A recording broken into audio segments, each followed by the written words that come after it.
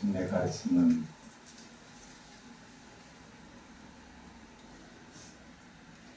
이 세상을 살아가는 중생들의 삶과 죽음의 고통을 벗어나는 그 길을 가르쳐 보이신 것입니다. 우리가 보고 느끼듯이 이 세상은 혼탁하고 고통스럽고 그 세상을 한평생 살아야 하는 중생들은 다 그 삶과 죽음의 길에서 고통당하고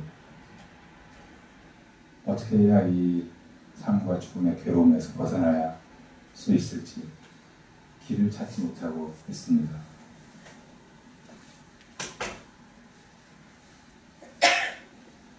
이 혼란과 무지 속에서 선생님은 끊임없이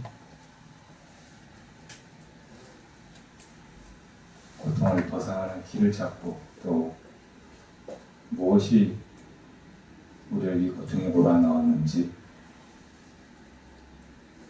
어떻게 해야 그 고통의 원인을 제거하고 고통이 없는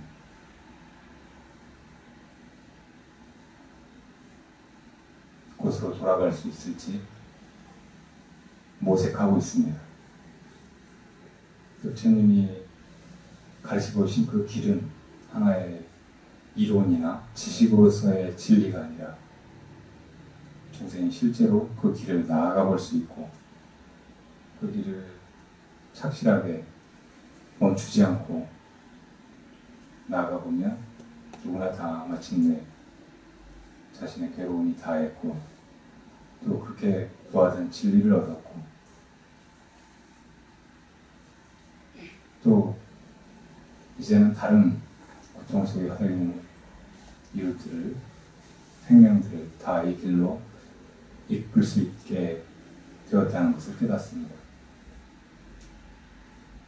그 불교는 하나의 이론이나 사상이 아니라 이것이 깨달음의 길이고 그 깨달음 끝에 진리를 자기 것으로 증득하고 단순히 무엇을 아는 것이 아니라 그것을 깨닫는다는 것이 바로 그런 것이에요.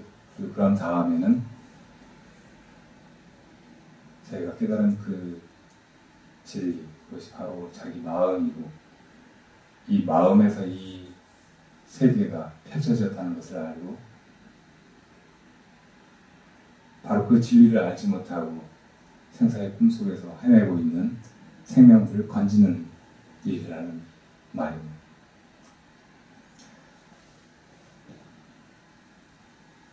그것을 깨닫는 그 길에서 제일 큰 방해가 되는 것은 물론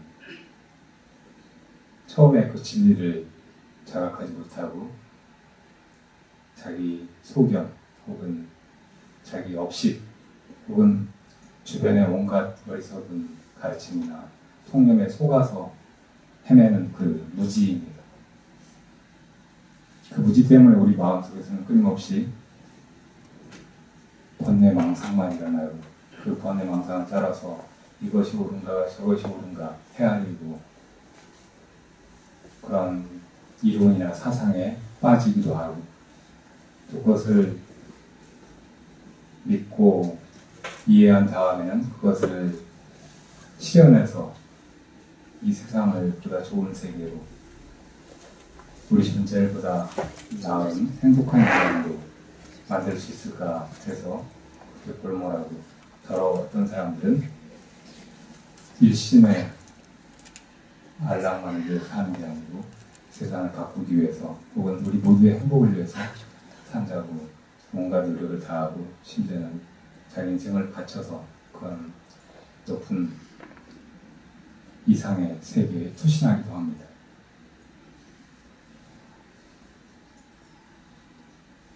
그러나 우리가 인류의 역사를 되돌아보면 수많은 영웅호걸이 그런 이상적인 사회나 또 이상적인 우리 삶을 꿈꾸고 그것을 구현하기 위해서 인생을 바쳐 노력했지만 그런 시간은 거의 없었다는 것을 깨닫고 되게 좌절하게 됩니다.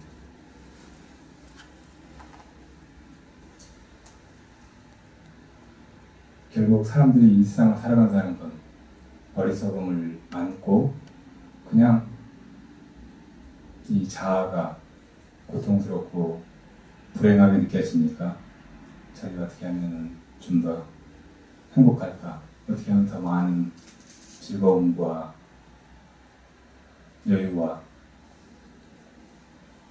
풍요를 누릴 수 있을까 골몰하는 데 지나지 않습니다. 근데 수많은 우리의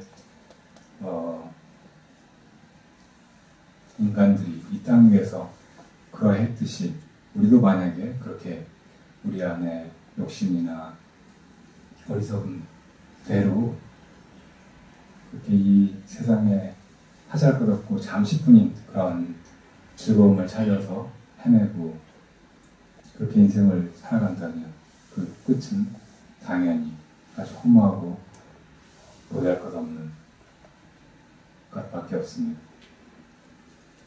제가 최근에 본 영화의 대사인데 어떤 엄마가 사춘기 아들한테 번번이 말을 안 들으니까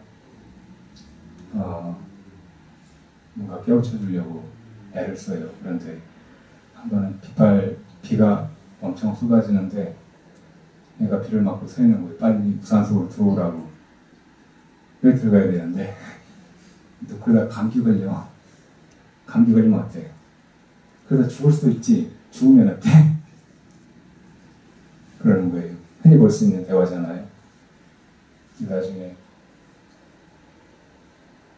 그 여자가 사랑하는 남자가 사랑하고 싶어하는 남자가 나타났는데 그 남자는 굉장히 철학적인 사람이에요. 그래서 그 이야기를 듣고 수많은 철학자들이 이 땅에서 살았던 사람들, 그 중에는 영웅 호걸들도 많이 있었겠죠. 그 사람들이 다 결국은 어디로 가요? 무덤으로 들어가죠. 그러니까 결국은 영웅이 된다든지 혹은 무슨 대단한 일을 사는 동안 한다든지 하는 것들이 다 의미 없다는 그런 뜻으로 철학자들은 더 수많은 영웅 호걸들의 끝이 무엇인가? 바로 무덤일 뿐이다. 그런 식으로 이야기를 하는데 그걸 간단히 한마디로 줄이면 죽으면 어때? 그렇게 의미 없이 살다가 의미 없이 죽는 게 뭐 영웅이든 범부든 선하고 높은 뜻을 가진 사람이든 악인이든 한결같은 그 귀결이죠.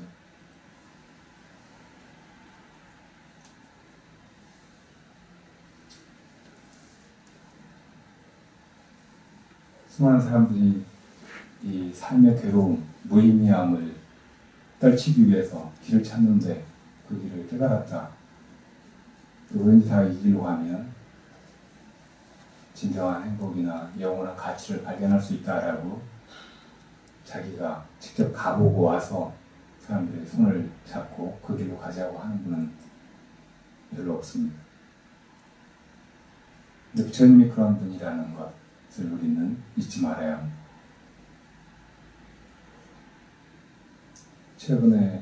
최근에가 아니고 그저께 제가 정리해야 될 글이 있어서 서울에 와서 며칠 있었는데 채널을 돌려보다가 도올 김용옥 씨의 강의를 듣게 됐어요. 처음에 그 강의하는 스타일이 너무 재미있고 통쾌하고 시원해서 듣기 시작했는데 나중에 빠져들어서 12번 강의를 다 듣게 됐어요. 그 하나도 못 쓰고 차이나는 도올, 이분이 옛날에 교사정권 때 시국선언 같은 걸 하고 그 교수직을 팽개치고 얼마 안 있다가 중의학에 관심을 가지게 됐다고 하면서 중국으로 건너가서 중의학을 처음에 배웠어요. 그 다음에 이제 거의 남아서 혹은 왔다 갔다 하면서 계속 중국을 연구한 것 같아요. 그 사이에 지금 시진핑이 최고 집권자로 등장했어요. 그런 과정을 추적하면서 특히 이제 그 교수가 원래 동양 철학이 전공이었잖아요. 그러니까 상고사부터 흘러온 이 동양의 정신, 그리고 그 맥락에서 살아가는 중국 사람들, 그리고 지금 이 현대 중국 정치 이런 것을 하나로 꿰어서 보기 시작한 거예요. 그러면서 이 강의를 펼쳐나가는데 정말 흥미진진한 거예요. 여러분들 소식제 제가 썼던 북경유감이라는 글 보셨나요? 상당히 놀라는 게 그 글을 쓰면서 제가 가졌던 그 관점하고 이 동양 철학을 전공하고 또 현대 중국 정치나 이 동북아의 역사에 관심을 가지고 지켜보고 비전을 제시하는 이 지식인의 관점이 상당히 일치해서 기분이 좋았어요. 그리고 응원해주고 싶었고 또 이 시대를 같이 나아가는 사람이구나 이런 생각이 들었고 여러분들도 한번 그 강의를 다 봤으면 좋겠다 이런 생각을 했어요.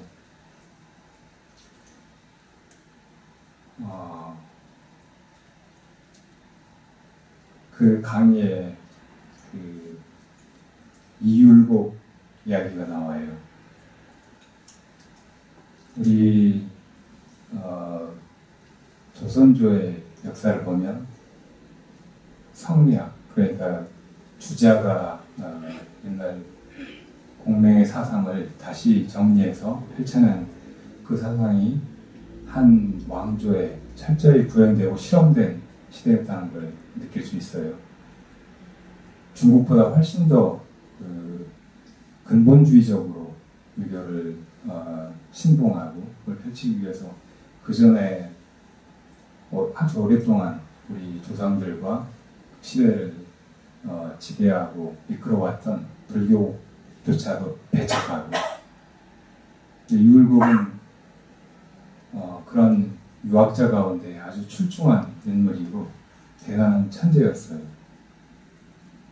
그 이야기에 보면 율곡이 어머니가 16살 땐가 돌아가시고 3년상을 치른 다음에 그래도 이 인생의 덧없음과 또 어머니에 대한 그리움을 달랠 수가 없어서 금강산에 들어가서 스님이 돼요. 한 1년 정도 추가 생활을 했어요. 근데 그때 겪었던 이야기를 수레하고 있더라고요. 하루는 사는 그 절을 벗어나서 처음 가보는 산길로 쭉 올라갔더니 낯선 암자를 만났어요. 그 암자가 너무 조용해요. 아무도 없나 하고 돌아보다가 보니까 한 스님이 방에 좌정하고 계시는 거예요. 근데 너무 고요하고 또 거룩한 그 수행의 분위기를 깨뜨릴 수가 없어서 차마 이렇게 저 왔습니다 하고 말을 걸지 못하고 주변을 돌아다니고 그러다가 벽을 보니까 뭐 끓여 먹은 흔적이 하나도 안 보이는 거예요. 그래서 좀 더 이제 기다렸는데 그분이 좌장에서 일어나신다. 그래서 이제 인사를 하고 대화가 시작됐어요. 도대체 여기서 뭘 드시고 사십니까? 했더니 앞에 소나무를 가리키는 저게 내 음식이라고 하는 거예요. 설립만 드시고 그렇게 수행을 하고 계셨던 거예요. 그러니까 율곡이 아직 젊은 나이고 또 아주 어릴 때부터 천재여서 뭐 한 살 때부터 그냥 거의 태어나자마자부터 글자를 다 알고 또 한두 가지 가르쳐주면 그걸로 시를 짓고 그랬던 사람이에요. 그리고 3년상을 치르면서 불교에도 조금 관심을 가지고 불교 경전이나 서적을 아마 섭렵을 했던 것 같아요. 그래서 이제 바로 본론으로 들어가요. 스님은 이 중화의 사람으로서 어찌 저 서쪽 오랑캐의 가르침에 떨어졌습니까? 하고 물어요. 그러니까 중국 사람들이 중화 사상을 가지고 있었고, 옛날 우리 유학자들도 다 어떻게 보면 사대주의적인데, 이 김용옥 그 관점에서 보면 이 우리 동북아 역사는 거의 그 중화 사상 혹은 이 중국 문화권 안에서 한 덩이가 돼서 흘러왔지, 여기는 중국, 여기는 한국, 여기는 일본, 여기는 뭐 태국 막 이런 식으로 흘러오지 않았다는 거예요. 그러니까 그렇게 보는 것이 옳을지 몰라요. 지금 우리가 중국이나 한국이나 일본 이렇게 국경을 그어놓고 그렇게 보니까 중국 역사, 한국 역사 이렇게 보려고 하니까 잘 맞지 않고 오히려 역사 왜곡이 일어나고 하는 거예요. 근데 옛날에 뭐 중국에 뭐 당나라, 수나라, 연나라, 한나라 막 이런 식으로 여러 나라들이 그냥 생겨나고 또 사라지고 이렇게 싸워서 하나로 통일됐다가 또 분해되고 계속 그런 과정이잖아요. 그리고 조금 돌아보면 중국이 중화하면서 한족이 그 중심이고 한족이 중원의 주인공이었던 것처럼 그렇게 말하지만 사실 수많은 왕조가 오랑캐들이 쳐들어와가지고 몇백 년씩 지배하고 막 그러던 역사예요. 그리고 그 가운데 우리 그 고조선이나 고구려 그리고 지금은 많이 일제의 역사 왜곡으로 그 흔적이 사라져버렸지만 백제나 고구려, 심지어 신라 이런 나라들이 거의 중원의 중요한 멤버들이었고 어떤 때는 맹주였고 어떤 때는 중국의 왕조를 장악해서 그 중원을 호령하고 지배하고 역사를 주도하던 민족이었어요. 그러니까 그렇게 보면 조선조의 그 유생들이 명나라를 주군의 국가로 생각하고 우리는 그냥 동생 혹은 신하의 국가라고 생각하면서 무조건 사대하던 것이라고 그렇게만은 볼 수 없는 거예요.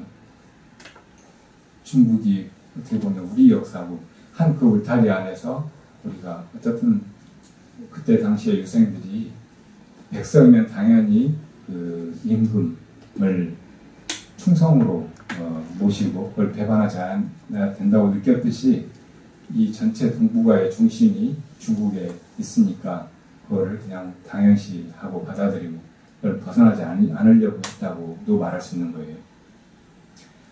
여하튼 그렇게 이제 물으니까 이 스님이 이렇게 대답하세요.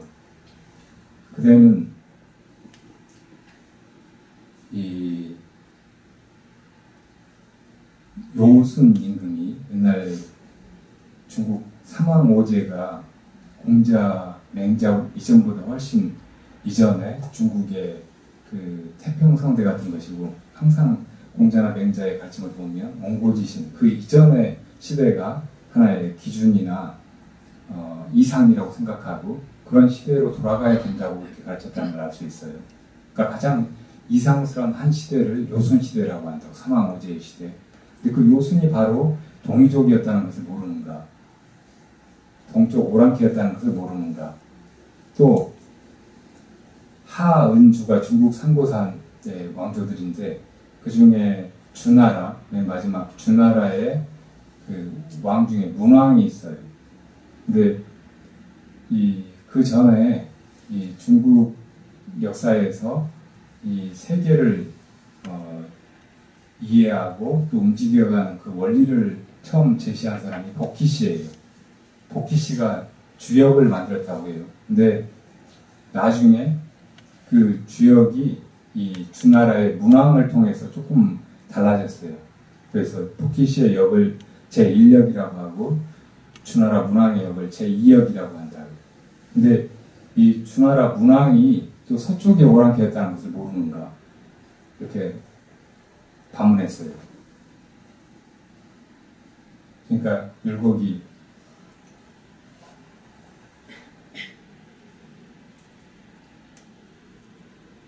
그렇게 이제 반문하면서 유학에도 직심즉설의 가르침이 있는가 하고 물었어요. 유교는 아주 아주 쉽게 얘기하자면 우리가 어떻게 살아가야 될 것인가 여기에 대한 답으로 수신제가 치국평천하를 제시했죠. 먼저 내 마음을 수양하고 그 다음에 집안이나 내 주변부터 이제 바르게 다스리기 시작하고 또 나중에는 나라를 가장 이상적인 그런 세상으로 만들어가는 그런 것이 이 깨어있는 인간 혹은 지식인 혹은 우리 미래를 걱정하는 사람들이 살아야 될 인생길이라고 이야기한 거예요.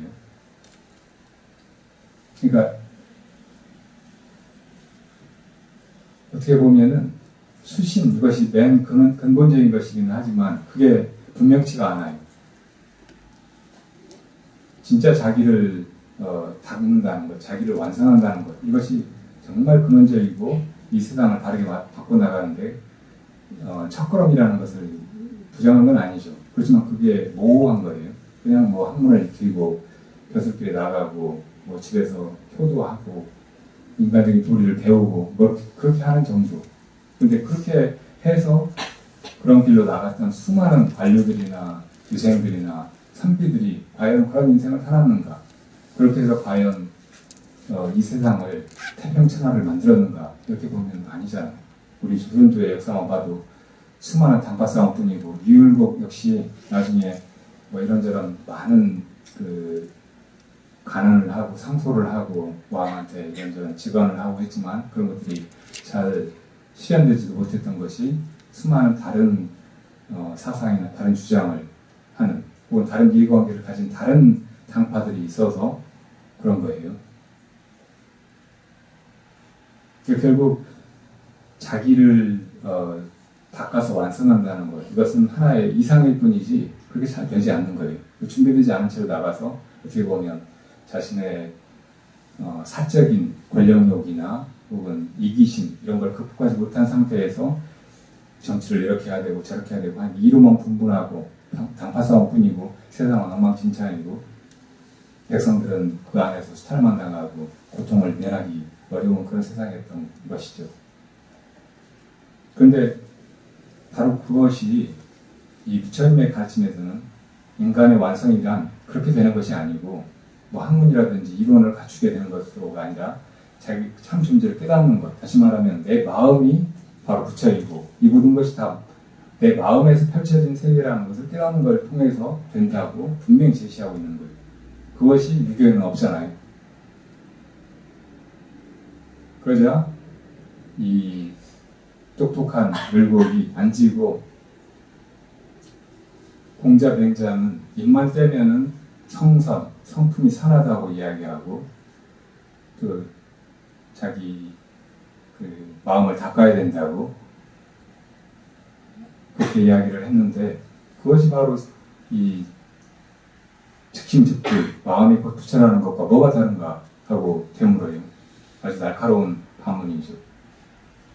바로 여기서부터 이제 조금 빗나가기 시작하는 거예요. 근데 이 도울 선생은 이 율곡이 대단한 분이고 그래서 이 우리 정신사에서 이렇게 아름답고 심도 있는 대화는 없다고 극찬하더라고요. 근데 불자로서 혹은 수행자로서 보기에 그 율곡이 그런 관점을 가지는 것 이것은 분명히 끝씀이 짚었어야 해요.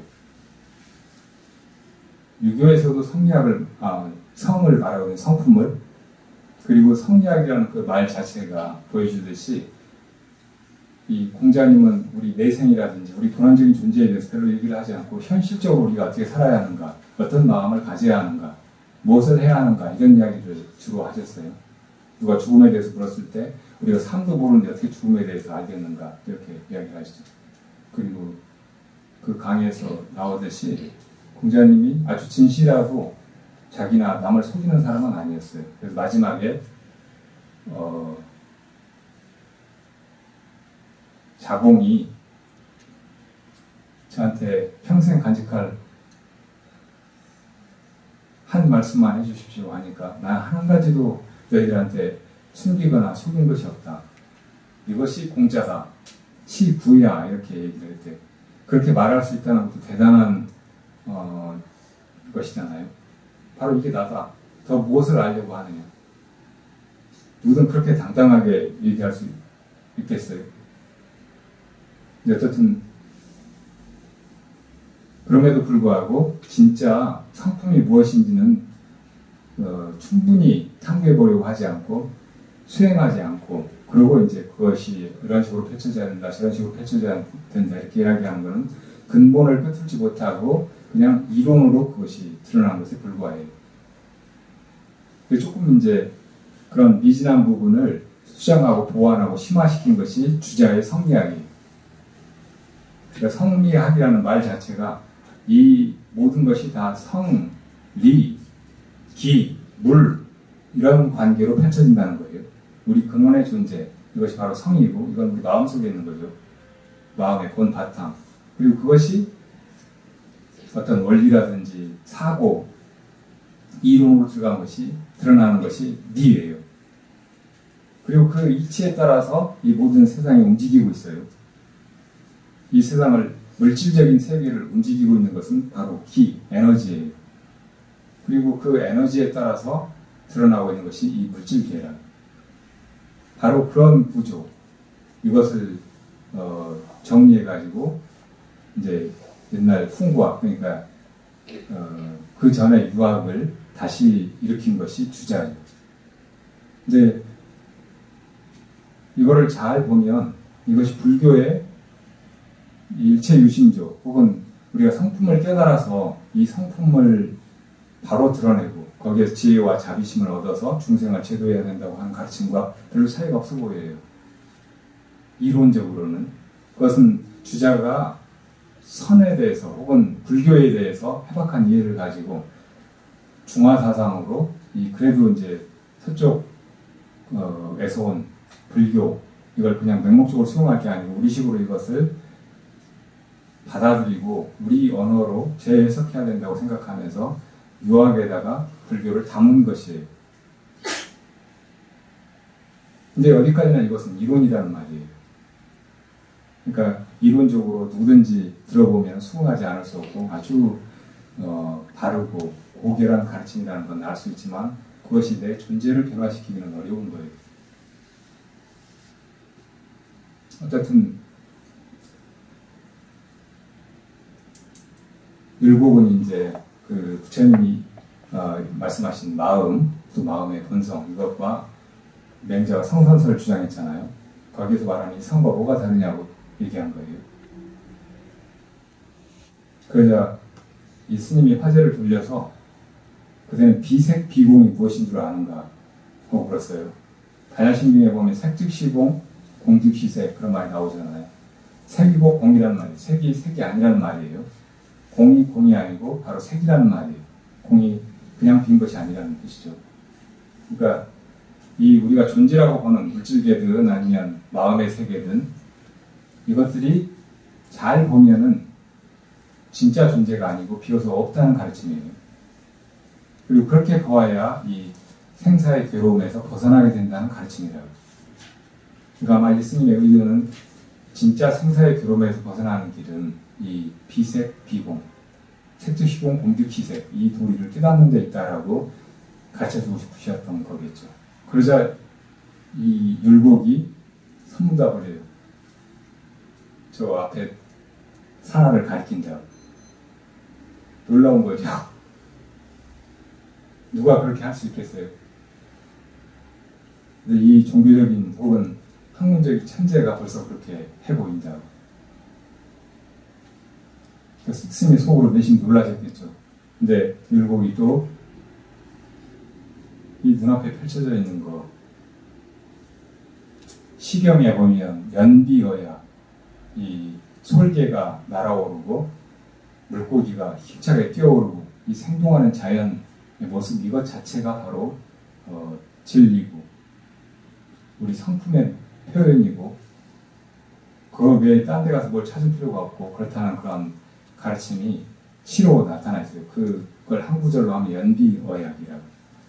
연비어약하는 거 이거 말고 따로 마음의 본체라든지 뭐 성품이라든지 이딴 것을 찾는다면 불교는 선은 불림 문자를 이야기하면서 또 문자로 체니 보니 막 이런 것을 세우려고 하니까 오히려 문자에 떨어지는 것이 되고, 바로 이것이 그대로 성이라고 이야기를 한다면 바로 이 성리학이, 그러니까 유학이 그 진리를 있는 그대로 문자 밖에서 드러낸 것이다라고 얘기를 하는 거예요.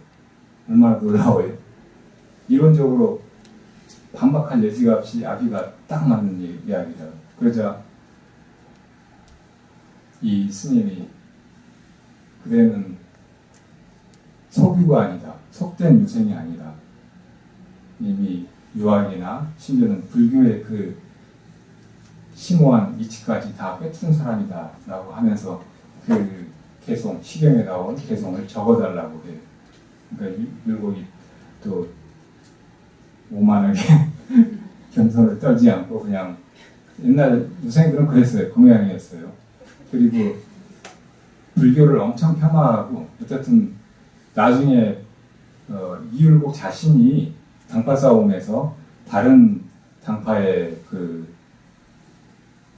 신하들이나 유생들로부터 율곡은 한때 불교에 입문했던 사람이다. 지금 유생이라고 하지만 유생의 옷을 입은 불자에 지나지 않는다 하면서 막 공격하고 해요. 그 정도였어요. 그리고 유생이라고 해도 불교에 관심을 가졌다든지 뭐 한때 추가했다든지 그러면은 외도를 한 것처럼 그렇게 지탄을 받고 꼼짝 못하고 그랬다. 반박도 못하고 그런 시대였어요. 그 이율곡 자신도 그런 경력 때문에 나중에 자기가 그렇게 했다는 것을 부정하기 위해서 이황을 찾아가서도 그렇고 또 자기 저술에서도 끊임없이 그런 이야기를 해요. 불교를 폄하하는 그런 발언을 하고, 나는 그 전에 율곡에 대해서 굉장히 나쁜 그런 그 이미지라고 할까 그런 선입견을 가지고 있었는데, 그 경목요결이라고 있어요. 율곡이 어린 아이들한테 우리 역사라든지 바른 학자로서 성장하는 그 길을 가르쳐 보인. 그런데 거기 앞에 보면은 우리 역사가 우선 사만의 역사는 아주 보잘것 없이 이렇게 흘러오다가 그냥 중국에 이렇게 편입되고 그랬으니까 우리는 그런 줄 알고 신화의 도리를 지켜야 된다는 그런 식의 아주 자조적이고 비굴한 그런 이야기를 하고 있고, 또 거기 놀라운 게 불교는 이 효라든지 충이라든지 이런 걸 저버리고 자기 해탈을 구하는 뜬금없고 무책임한 그런 가르침이기 때문에 이걸 따라서는 안 된다고 이야기하고 있는 거예요. 이게 정말 자기 어머니가 돌아가셔서 인생의 무상을 느끼고 도대체 왜 인간이 이렇게 괴로울까? 왜 인생이 무상할까? 이게 고민하고 발심해서 출가해서 1년 동안 스님이 되어서 중노릇을 했던 사람의 이야기로 보기에는 너무 정직하지가 않은 거예요. 불교를 진짜 이해했다고 말할 수 없는 거고, 또 이게 그냥 자기 유생으로서의 자기 전도를 생각하고 그 시대의 분위기라든지 혹은 역사적인 입지를 생각해서 쓴 글이 아닌가 싶을 정도로. 근데 어쨌든 그렇게 해서 이제 그 스님이 그 글을 받아서 소매에 넣고 이제 헤어졌어요. 근데 나중에 이제 다시 그 스님을 만나보고 싶은 생각이 있었던지 율곡이 다시 그 암자에 찾아갔는데 그 스님이 보이지 않아요. 아마 다른 데 산책을 나가셨는지 어쩐지. 그리고 곧 얼마 안 있다가 율곡은 이제 하산했죠. 근데 이 도울 강의의 그 주된 스토리는 시중신이, 그러니까 지금 시진핑의 아버지가 시중신인데 그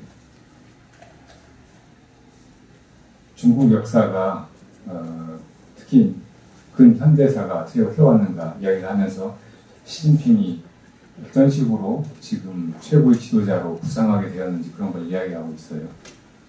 이제 간단하게 이야기하자면 중국의 역사는 거의 삼국지의 반복이에요. 삼국지를 보면은 그 수많은 영웅 호걸이 나오고 그 영웅 호걸이 각자 자기의 생각과 혹은 이해관계, 이상 이걸 가지고 세상을 조리하고 사람들을 이끌고 싸우기도 하고 온갖 이합집산이 그 안에서 벌어진 역사죠. 근데 오택동이 아주 보잘것없는 불과 몇십 명의 공산당이 중국에 처음 생겨나서 그 군대가 조직되고 그걸 이끌고 조금씩 커져가다가 나중에 이제 장개석한테 쫓겨서 대장정을 하잖아요. 이제 그렇게 해서 결국은 이제 중원을 차지하고 장개석 정부를 대만으로 밀어내죠. 근데 그렇게 해가는 과정, 거의 그냥 미스테리 같은 불가능해 보이는 이 일이 가능하게 했던 것이 바로 중국 고전 혹은 삼국지를 통해서 터득한 이 세상을 주무르고 차지하고 또 경영하고 하는 이런 철학이라는 거예요. 실제로 이 대장정이 처음에 한 15만 그 정도의 병력으로 시작했는데 12,500km를 거의 쫓기면서 정말 험하고 사람이 그냥 맨몸으로 지나가기도 힘든 그런 장정을 하면서 나중에 살아남은 사람은 8,000명이었다고 해요. 그 길을 가면서 끊임없이 민중들하고 교감하고 민중들한테 우리가 무엇을 하고 있는지 어떤 세상을 만들고자 하는지 주로 이제 중국의 농민들이죠. 끊임없이 가르치고 그래서 거기서 이제 힘을 얻고 또 사람들에게 그런 삶의 목적이나 지금 이 시대의 방향을 제시하고 그래서 나중에 그 사람들이 다 이 공산당을 혹은 노택동을 지원하고 노택동의 홍군이 되고 그래서 이제 결국 미국의 어마어마한 물자를 지원받고 그 전에도 신의 혁명으로 중국의 참나라가 붕괴되고 군벌 체제로 난립하던 그 중국을 다 통일해서 결국은 공산화를 이루었다는 거예요. 이제 거기에서 이제 굉장히 주목할 만한 인물로 장학량이라는 사람이 나와요. 장학량은 사안사변을 일으켰던 사람이에요. 그러니까 처음에 머택동의 홍군이 그렇게 보잘것없고 그 전에는 군벌들이 난립하고 있을 때 가장 강력한 것은 장학량의 아버지가 이끌던 동북 삼성의 그 군벌이었어요. 근데 이제 전체적으로는 그 손문의 신의 혁명을 통해서 정통성을 물려받았다고 인정받은 장개석이 이끌고 있었기 때문에 이 장학량의 아버지는 이 장개석 밑에 있었죠. 그런데 나중에 장학량의 아버지가 죽고 나서 장학량이 이제 동북 삼성의 그 리더였는데 이미 만주사변을 통해서 일본이 한국을 집어삼키고 중국으로 들어오고 있었어요. 근데 이 일본을 격퇴해야 되는데 이 장개석은 자기 일심의 야심, 중국을 다 장악해서 자기가 통치하고 싶어하는 그런 마음밖에 없어요. 그래서 우선 아주 위험한 것은 노택동의 공산당이다. 이 공산당을 먼저 박멸하고 나서 일본하고 싸워서 외세를 몰아낸다 이런 주의였다. 근데 그것을 끊어놓은 게 바로 신의 사변이에요. 그러니까 노택동이 장학량을 만나러 왔는데 노택동을 체포해버린 거예요. 감금해두고서 이제 국공합작에 사인을 하게 한다고. 물론 그렇게 사인을 했지만 노택동이 다시 장개석이 다시 돌아가가지고 그 약속을 지킬 이유가 없잖아요. 근데 그때 이제 장학량이 그 약속을 지키게 하려고 나를 잡아가라고 해요.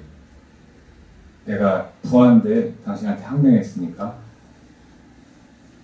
그래서 이제 가가지고 평생 그냥 잡혀 살면서 자기 자신의 처음 소신을 관철시킨다고. 그 국공 합작이 있었던 덕분에 비로소 이제 일본군을 배제하고 그러면서 이제 사실은 홍군이 이 국민당의 무기나 그 조직력을 이용해서 싸우게 되고 무장하게 되고 그래서 나중에 사실은 부패한 국민당을 차낼 수가 있게 되었던 거예요.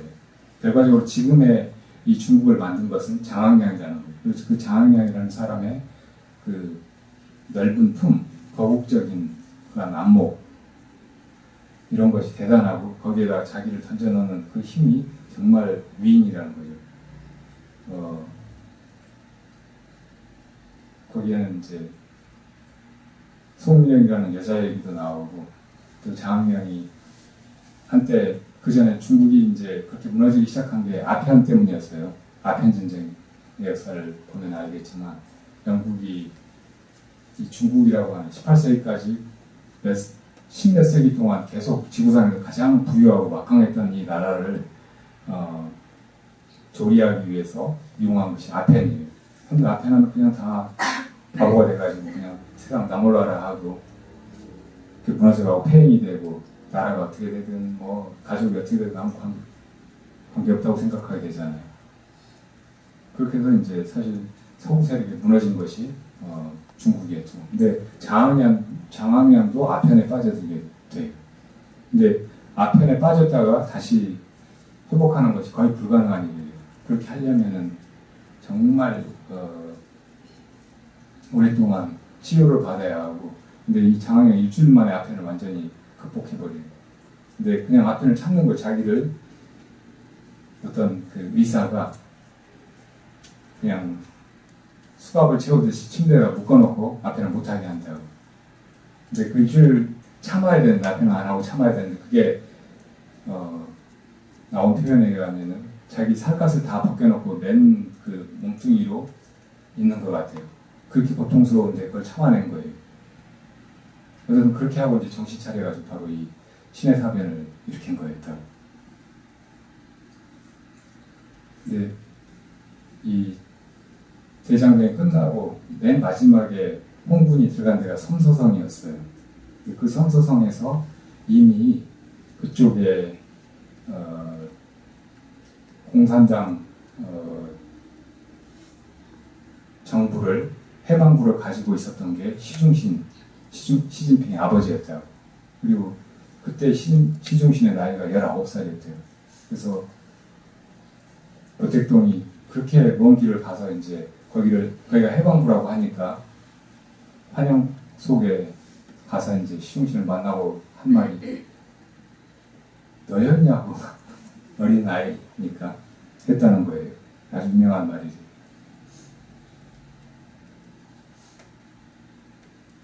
어쨌든 그렇게 해서 모택동이 중원을 장악했는데 장악하는 데까지는 모택동도 굉장히 도덕적이었어요. 그리고 그런 도덕성은 바로 중국 고전에서 나온 것이었다. 모택동은 대단한 인텔리였고 시인이었고 대단한 언변이나 문장력을 가진 사람이었고 거의 이 사람이 칼 들고 총 들고 나가서 싸운 적은 한 번도 없대요. 거의 그런 싸움은 주은내가 했죠. 주은내가 이끌었고 다른 사람들이 있었고 그런데 이 모택동이 그냥 부단자로 가지고 그 천하를 이끌고 얻고 했다는 거예요. 근데 모택동의 일을 두고 사람들이 말 한 장에서 천하를 얻을 수는 있어도 천하를 다스릴 수는 없다고 얘기를 했어요. 그렇게 해서 중원 천하를 얻기는 했는데 그 다음부터는 이제 이 사람의 도덕성은 필요가 없어진 거예요. 계속 어떻게 하면 사람들을 이 기아나 봉건적인 온갖 부조리에서 건져서 그래도 배부르게 밥 먹게 하고 편안하게 살게 할까 이것이 고민이었는데 이제 권자에 앉고 나니까 장개석 공과 싸우고 외세와 싸우고 했던 그 마인드가 이제 자기와 같이 생사를 같이 하면서 싸웠던 동지들에게 향하는 거예요. 이 사람들 제거하고 문화혁명을 일으키고 그리고 아나부인이 돼가지고 대약진운동 하세요. 중국에 공업을 일으키고 근대화한다고 사람들 다 농민들이 대부분이었죠. 농민들을 동원해가지고 산에 나무를 베가지고 그 나무로 쇠를 재련하고 사람들 다 자기 집에 쇠나 철물로 된 가재도구 이런 거 다 갖다가 녹여가지고 뭘 만들고 사람들 집에서 밥해 먹을 수도 없게 만들고 그런 다음에 흉년이 드니까 이제 식당에서 사람들이 다 밥을 해가지고 그걸로 이제 같이 먹고 그랬는데 해먹을 것이 없는 거예요. 그래서 그때 죽은 사람이 4천만이었어요.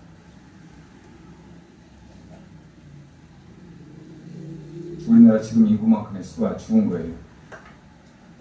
근데 또 유명한 게 새쫓기 운동이에요. 새가 그 곡식을 다 먹어서 수확량이 떨어진다고. 근데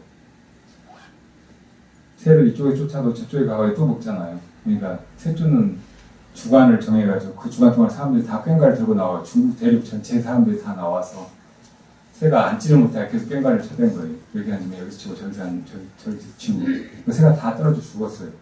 근데 새가 죽어서 이제 수출이 영호함하게 늘어날 줄 알았는데 해충이나 메뚜기가 창궐해가지고 먹을 게 아무것도 없어져버린 거예요. 그래서 4천만이 죽었다고. 그런 식으로 그런 운동이 무리가 따르고 정말 그렇게 될 것인지 실험을 해보고 한 다음에 해야 되는데 그냥 버직동이 오만하고 독선적이고 그런 생각으로 홍군을 이끌고 대장경을 할 때는 그래도 명분이 있고 도덕성이 있었는데 이제 그런 것도 없이 안하부인으로 하니까 몰락해버린 거예요. 그때 이제 시중신도 어찌 보면 수청을 당해가지고 그냥 평생 아주 보잘것없는 그런 노역만 하다가 죽었어요. 시진핑도 나중에 이제 이 중원을 대통령이 장악하고 나서 북경에 와 있다가 거기서 태어났는데 다시 이제 시골로 내려가가지고 정말 절대 그 기근 속에서 그런 걸 견디면서 살다가 도망쳐 나오기도 하고 그래도 나중에는 다시 이제 정신이 들어서 민중 속으로 들어가야 한다. 민중들과 고통을 같이 해야 한다. 민중들에게서 배워야 한다. 이렇게 하면서 이제 그 속에서 성장한 거예요. 나중에 아주 성실하게 그렇게 한 덕분에 한 성의 당서기가 됐는데 그때 이제 시중신이 죽어요. 근데 시중신이 초창기 그 혁명의 주요 리더였기 때문에 그때 이제 등소평이랑 강택민 막 이런 거물들이 다 거기로 온다고. 그래서 이제 시진핑을 주목하게 된 거예요. 근데 이런저런 우여곡절이 있었는데 그때 이제 대단한 정치적인 건물들이 다 부패에 휘말린다고. 어마어마한 스케일의 부패. 어떤 사람은 리커창인가? 자기 그 연못을 만드는데 연못 밑에다가 어마어마한 돈을, 몇 톤 돈을 그냥 묻어놓은 거예요. 그 정도로 부패했는데 그런 부패를 척결하는 거 이것이 중국의 제일 큰 과제였다고. 그러니까 결국은 처음에는 혁명을 부르짖고 민중을 이 수탈과 고난에서 건져야 한다고 외쳤던 지도자들이 다 그렇게 부패해버리는 거예요. 이 부패를 해결할 수 있는 유일한 인물로 이제 시진핑이 떠올라서 결국은 지금의 주석이 되게 된 거예요. 그때 이제 그런 과정에서 후진타오가 모든 걸 다 이걸 시진핑에게 넘기자. 사실은 이제 강택민을 무력화시키기 위해서 그런 결정을 하고 이제 시진핑이 지금의 그 중국을 이끌고 있다는 거예요. 이렇게 어마어마한 중국 역사 혹은 지금 제가 쓰고 있는 그 글에서 일어나는 우리 한국 전쟁이나 전쟁 전의 역사가 다 중국의 그런 사건들하고 연결되어 있어요. 우리 많은 독립투사들이 중국에 가가지고 중국 그 장개석 분제 혹은 홍 같이 일본과 싸우고 하면서 이 나라의 독립을 이끌어냈고 사실 이 독립이 그렇게 해서 생겨난 건 아니죠. 국제적인 미국이나 유엔하고 연결된 그런 맥락에서 이루어진 것이긴 하지만 다 어쨌든 모든 것이 연결되어 있고 동북아 역사는 특히 하나로 흘러왔다. 근데 어쨌든 지금 우리나라에 벌어지고 있는 일들 우리가 지금 이 시대를 어떻게 해야 하는가 한국의 미래는 어느 방향을 향해서 나가야 하는가 이런 고민을 할 때도 우리가 정말 이 동북아 역사 전체의 인식이 필요하고 그리고 그것보다 더 중요한 것은 진정한 진리. 우리가 어떻게 하면 이 생사의 고통으로부터 벗어날 수 있는가. 하나의 이론이나 사상이 아니고 진짜 그 길로 가서 내가 그것을 진득할 수 있는 그 길로서 이 길을 나아가는 것이 그 길로 나아가는 과정에서 우리는 우리 자신 안에 탐진치를 극복해야 한다. 그걸 극복하지 못하면 무슨 사회주의 사상이든 아니면 그 어떤 이념이나 종교라고 해도 인간한테 행복이나 자유를 약속하고 그 길로 가자고 외치고 한다고 해도 이것은 다 대중을 기만하는 정치 슬로건이나 허망한 구호에 불과해요.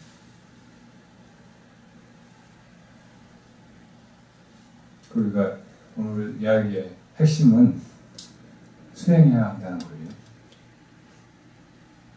그냥 불교를 이론으로 생각하면 안 돼요. 이론으로만 접근하면 이율곡이 그랬듯이 근사하게 선문답도 할 수 있고 불교 이론을 해박하게 꿰뚫을 수 있고 다른 유학이나 뭐 도교나 뭐 다른 어떤 종교나 사상하고도 연결지어서 그 공통점이나 근본의 가르침을 다 정리할 수 있다.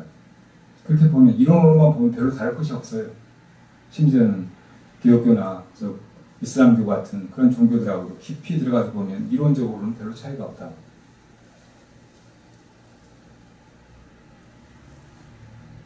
그 이론이라는 것 핵심은 이 자아라든지 혹은 우리 생각, 우리 욕심 이런 걸 벗어나서 우리 안에서 진짜 완전한 것을 찾아야 된다는 거예요.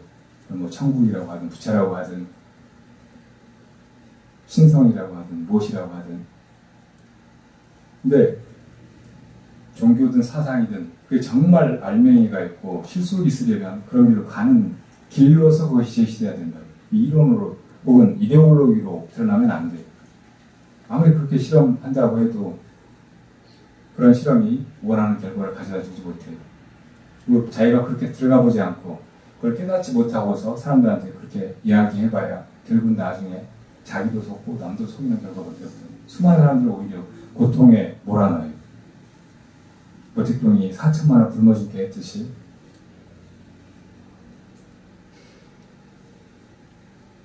한국전쟁을 누가 일으켰는지 모르지만 만약에 김일성이 일으켰다면 김일성이 우리 민족을 통일하고 또 적화해서 사람들 다 가난으로부터 해방시킨다고 하는 일들이 결국 500여만 명이 죽게 된 전쟁밖에 남은 게 적게 됩니다. 인류의 역사는 온갖 갈등과 전쟁으로 얼룩져 있어요. 그 속에서 살다 죽었던 사람들이 당했을 고통을 생각해봐요. 우리가 4천만 굶어 죽었다고 하니까 그 고통이 실감이 나지 않잖아요. 여러분 세 끼만 굶어봐요. 그 고통이 어떤 것인지. 바로 그 고통으로 이 세상이 펼쳐져 있다고. 우리는 그 고통에서 벗어나는 길로 불교를 이해하고 해야지 그냥 이것이 옳은 거니까 이것이 진실이니까 이런 거 알아라고 하는 것이 아니에요.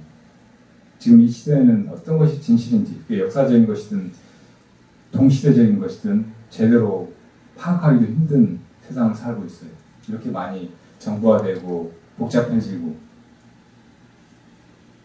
그런 가운데 점점 우리는 더 많이 감시당하고 통제당하고 조절되고 그렇게 살고 있다고. 이런 속에서 우리가 어떤 정보력이나 혹은 이 세상을 좌지우지할 수 있는 그런 힘을 갖기도 힘들고 이 세계를 어떤 비전이 있다고 해도 바르게 이끌기는 정말 불가능해요. 그러나 정말 지금 이 순간에도 가능한 것은 이 모든 걸 무엇이 보고 있는가, 이 마음이 과연 무엇인가 그걸 찾아보는 거예요. 그 찾아보는 길은 단순한 지적인 탐구가 아니고 지식이나 이데올로기를 찾는 과정이 아니고 수행인 거예요. 그 길로 나아가는 길인 거예요. 그 길로 나아가는 것이 바로 불교고 그 길 끝에서 우리 모두가 진정으로 이것이야말로 이 더덥고 혼란스러운 이 세상으로부터 완전히 벗어나 있으면서 사실은 이 세상을 드러내고 있는 그 마음이로구나. 이것을 깨닫고 보아야 이 세상이 이렇게 복잡하고 불완전하고 엉망진창인데도 이것이 다 그대로 마음의 표현이고, 그렇게 보면 이 세상에 고통이 없어요. 이대로 다 그냥 완전하고 아름다운 꽃송이 같은 것이라고.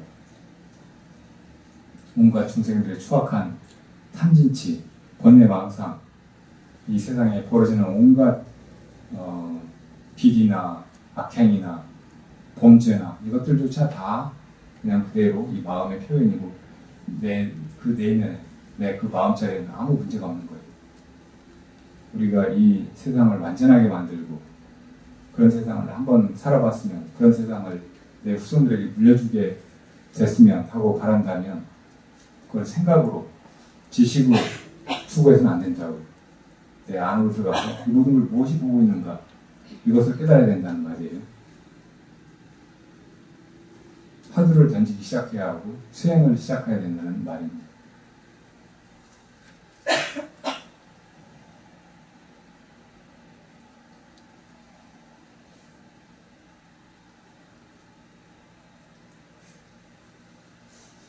어떤 사람이 사막에서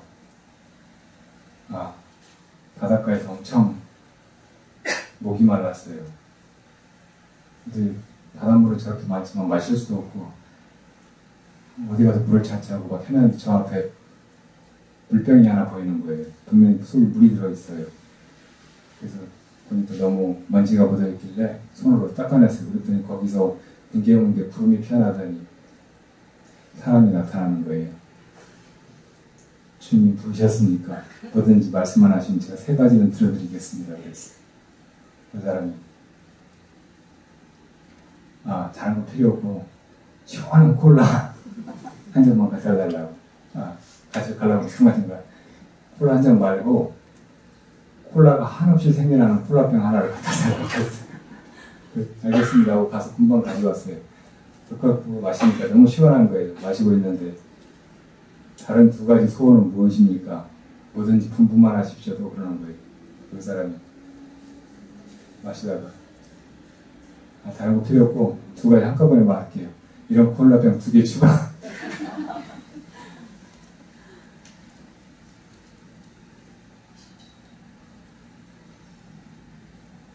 우리가 무엇을 향해서 가고 있는가, 어떻게 살고 있는가 잘 보면 다 자기 안에 욕심 따라서 가고 있어요.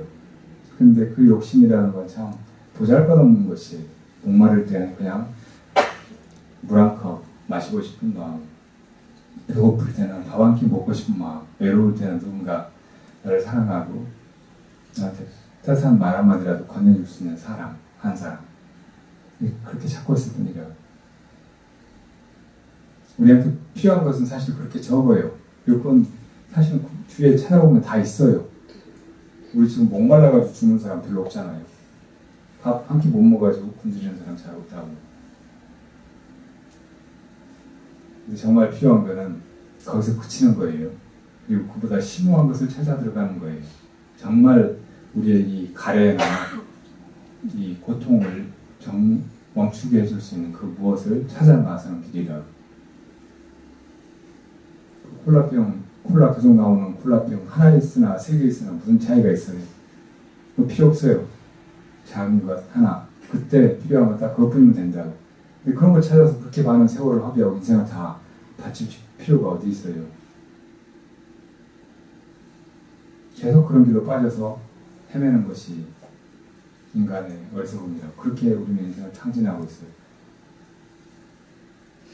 이 얘기를 좀 바꿔볼까요? 어떤 여자가 그런 병을 찾아가지고 문질르니까 거기서 아주 근사한 남자 하인이 나타났어요. 뭐든지 필요한 거 말씀만 하십시오. 제가 갖다 드리겠습니다. 바로 당신.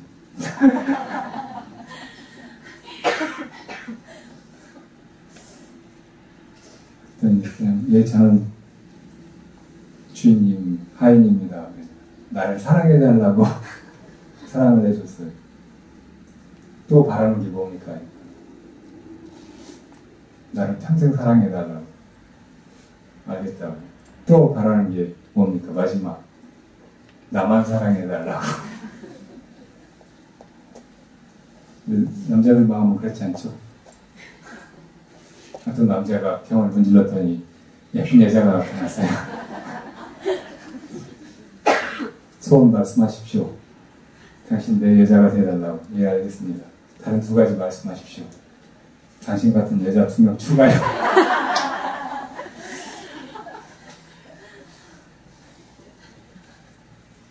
아마 그랬을 것 같죠?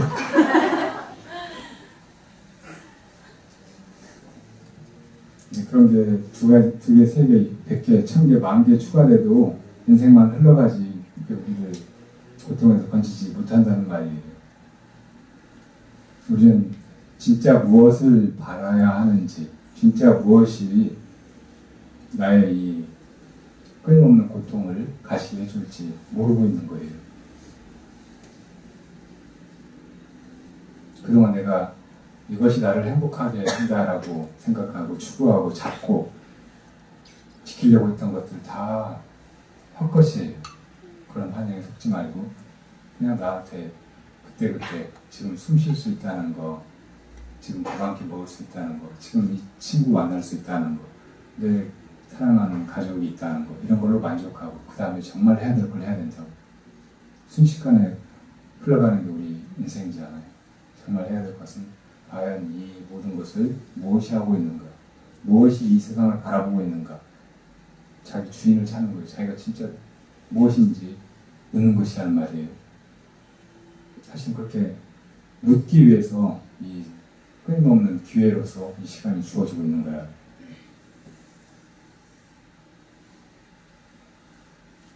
자, 이렇게 묻기 위해서 여러분 이 자리에 왔어요. 제가 그렇게 물어야 된다고 다시 한번 이야기하고 있는 것입니다.